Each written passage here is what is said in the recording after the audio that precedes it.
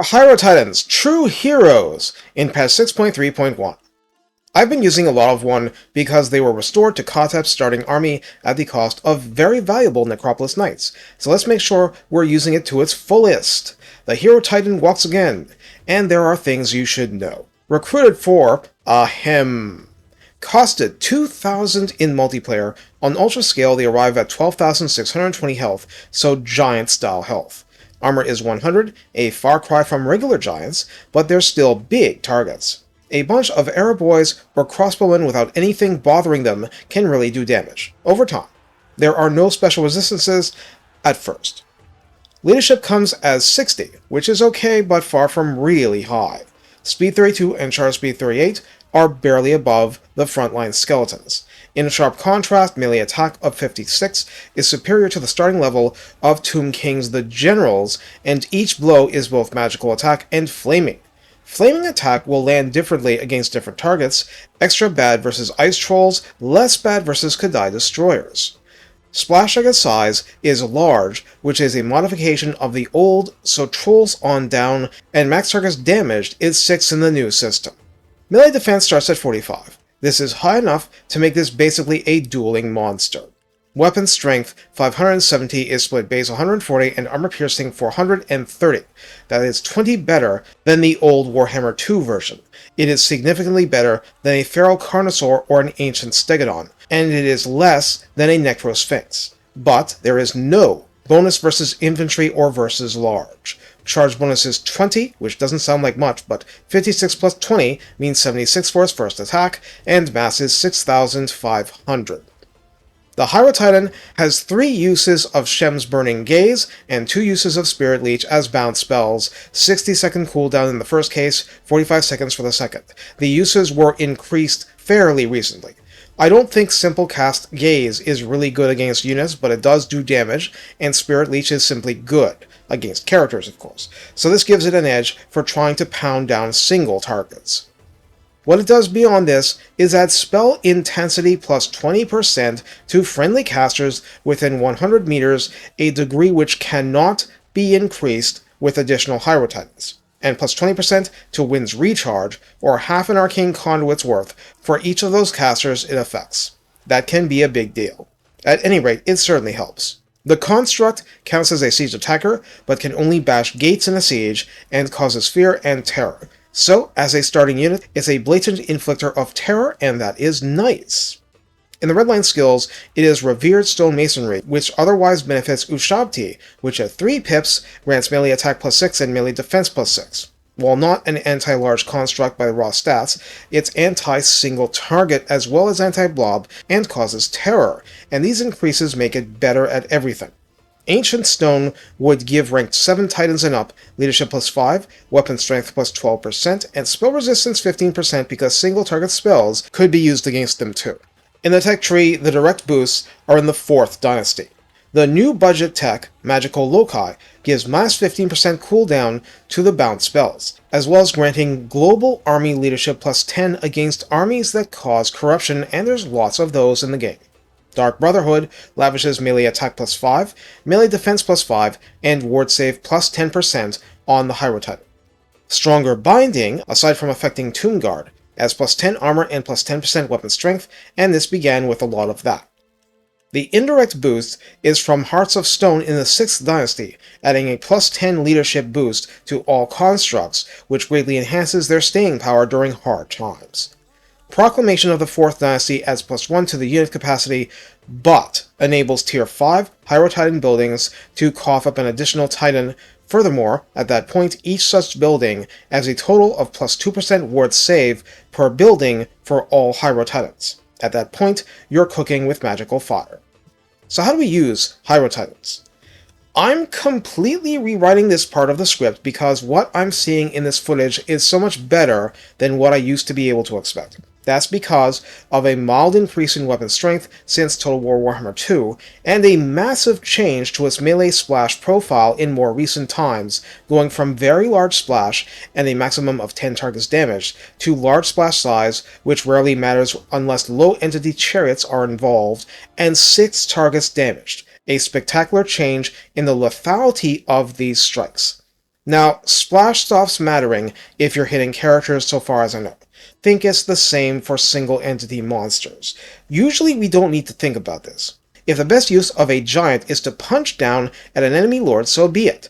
But this isn't a Terracotta Sentinel. It doesn't have ponderous attacks. Some of its animations, like the Staff Slam, are shockingly fast, and others are simply broad. They were designed for a max target's damage by splash 10 unit, and weren't changed. So what happens in reality? Some of this is speculation, but let's try this. Let's say with 56 base melee attack, the Hierotitan catches 10 infantry in one wide sweep. Those infantry are disrupted, tossed around, land on their rumps as a result of the animation itself. However, no damage is incurred unless the individual entity loses its melee attack versus melee defense adjusted 2-hit roll and the Titan succeeds in striking it. So what happens if the first is hit, the second and third are missed, and then all the others are hit? What would happen? My speculation is that the 1st, 4th, 5th, 6th, 7th, and 8th entities receive hit point damage and get their share of the base and armor-piercing damage of a single strike divided between them. The rest are still tossed into the air and onto the ground, but receive no damage from the strike, even if they would have been hit had they been eligible. There may be some token impact damage, they certainly aren't dishing out attack animations during this time. I'm thinking to my last good build of my basic attack and damage mechanics video content for context. Base damage is often resisted by anything with serious armor. Armor piercing is never resisted by the armor itself, but may be diminished by, physical resistance, which the Titan bypasses, fire resistance, which could muffle the blows, and ward save, which muffles everything. But by and large, AP hurts. The rest is a coin flip. The point of walking you through this is twofold.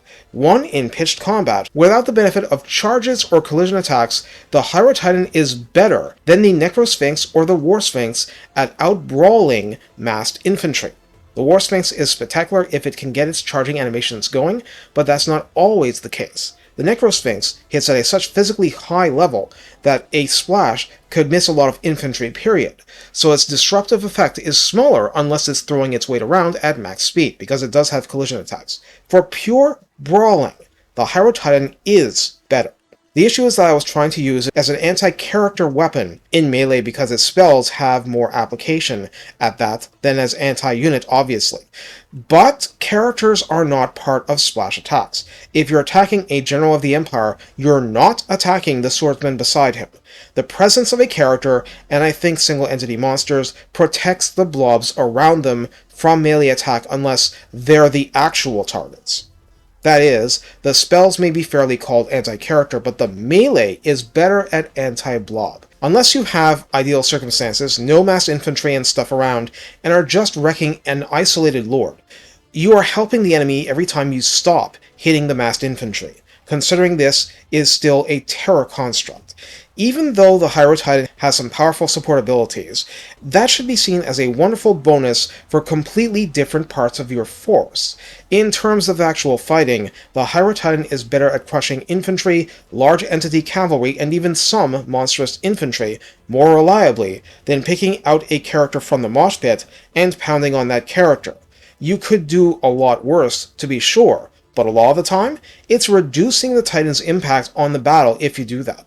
You'll still have to do it if you don't have proper tomb princes or other stuff able to deal with the problem. But look at what a few of these guys can do to massed Skaven infantry.